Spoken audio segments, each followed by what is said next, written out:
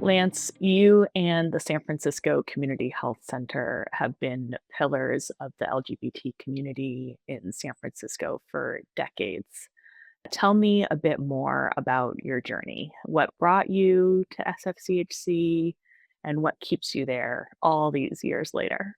I joined our organization a little over 25 years ago when we were known as Asian and Pacific Islander Wellness Center. And I moved to San Francisco from Chicago to work here and to be doing as much as I could to serve the API queer community, which, I identify with. And over the years and becoming executive director and CEO almost maybe 18 years ago, have really helped to expand our reach and our breadth of services and our commitment to San Francisco and the Tenderloin neighborhood. So never abandoning our API commitment, but expanding that to include trans communities throughout San Francisco and beyond, and of course continuing to support immigrant communities, but also the homeless epidemic, the substance use crisis, the mental illness impacts that the Tenderloin is experiencing. All of that is what San Francisco Community Health Center is now committed to 100%. How has the work of San Francisco Community Health Center evolved and grown in your 25-year tenure?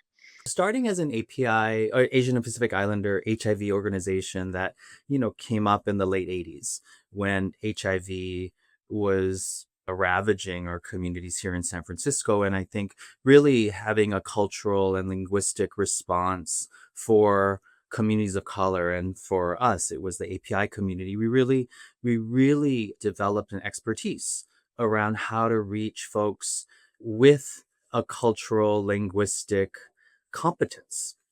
And so that was hiring from the community. It was providing services in many different languages and having our organization look like the communities we were serving. And that meant hiring directly from our communities and training folks and building leadership in various API communities. And I think that really then helped us develop a capacity for what it means to really do the work in communities that are hardest hit and oftentimes marginalized and forgotten.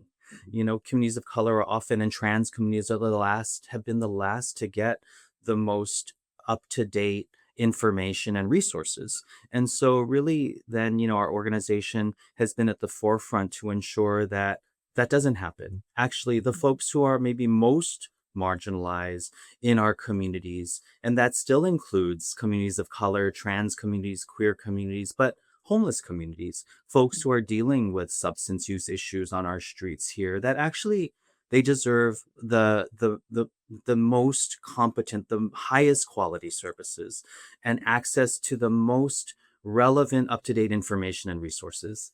And so that's where how we've evolved over time. It's really doubling down on the competencies that we've developed and our team has developed to ensure that we're actually taking care of as the broadest community here in the Tenderloin. San Francisco Community Health Center became an FQHC. It was the first new federally qualified health center in San Francisco in over 30 years. Did that designation as an FQHC have an impact on your ability to serve the community? Oh, completely.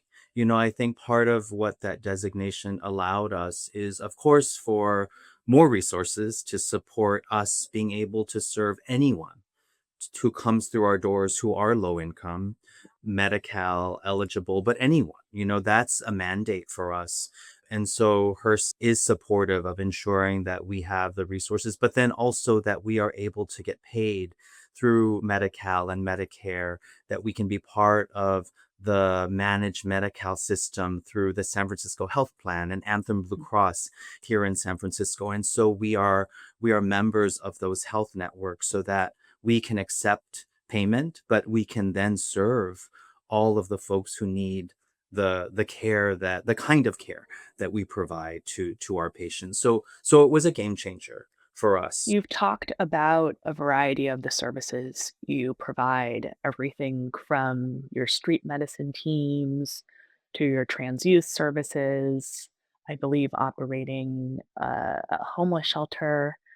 How do you, as an organization, evaluate community needs and decide where to focus your resources and Hmm. effort, neither of which are infinite? That's a great question because I think it's almost like there's so much need that we feel, and of course there's limited resources, and we were always trying to figure out, and I think the bottom line is we don't want to duplicate anything, right? We want to make sure that we're contributing to a safety net system here in San Francisco that is not just about us, it's about a broad array of incredible other organizations and the city and our public health department. And so it's constantly being in collaboration with all of these other organizations and networks and associations. And so as we think about what it means to grow or to expand, it's always in collaboration with others. And so when there was an opportunity, when we've advocated for more resources for trans shelter, what we had to do was really think about, do we even enter into this new kind of area that we were not familiar with, but we are familiar and we do know how to ensure that a trans focused service is run by and for the trans community. We have track record there. And so that's where we leaned on. And that's where, the city looked to us. And that's why Taman Bhutan Navigation Center south of Market, the only trans and gender nonconforming emergency shelter. And it's now upwards to 70 beds that are filled. We're at capacity with a waiting list. That we did that. And I think it's always about assessing the need and ensuring that are we the one to do it? Do we have the resources? Can we work with others, or are there city resources, or so it's always kind of thinking through Yeah. all of those questions. And then if we are the best one and if we have capacity, we will do whatever it takes to ensure that a need and a key gap in our community's needs are will get met. That's wonderful. Lance, shifting gears slightly, you're also the chair of the board of NMAC, which represents over 3,000 community organizations across the United States. Tell me a little bit more about NMAC and the work that you all do towards ending the HIV epidemic. Sure. Yeah, I'm proud to serve on the board of NMAC, and I have for a number of years. NMAC is near and dear to my heart. It started as the National Minority AIDS Council. We run the United States Conference on HIV and AIDS and the Biomedical, HIV Summit. And so it really, at the bottom line is really we're about ensuring that people of color get what they deserve with respect to HIV. And if we're going to see an end to the HIV epidemic, it has to be about engaging communities of color, gay men of color, trans people of color, and leaving no one behind, right? And it's looking at all of that and ensuring that there's a steadfast commitment. And so, recently being the board chair of this organization that I love so dearly, and the stakes are high. So I feel like there's so much riding on not just NMAC, but around so many other national HIV organizations, along with NMAC, to ensure that we are doing everything we can to stay on this path to towards ending the HIV epidemic, which we know is possible. Right. And yet there are so many obstacles that we have to continue to ensure that we're really, really plowing through, overcoming, so that we don't lose the momentum that we've Right. really built on. As someone who's led a community health center for over two decades, what do you see as the biggest challenges facing community health centers today? Well, I mean, I think in this moment right now, we're engaged in a pretty troubling environment. I think there's a fight ahead of us that we are all trying to figure out what that means. Every health center is trying to figure that out because our funding is at stake.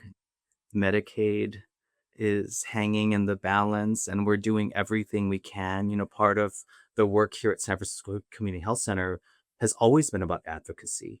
That is, we wouldn't be where we are if it wasn't for our advocacy and advocating with our clients and communities, because we want to ensure that the folks who don't have the resources have resources, and it takes advocacy to ensure that that happens. The health impacts that community health centers have are phenomenal.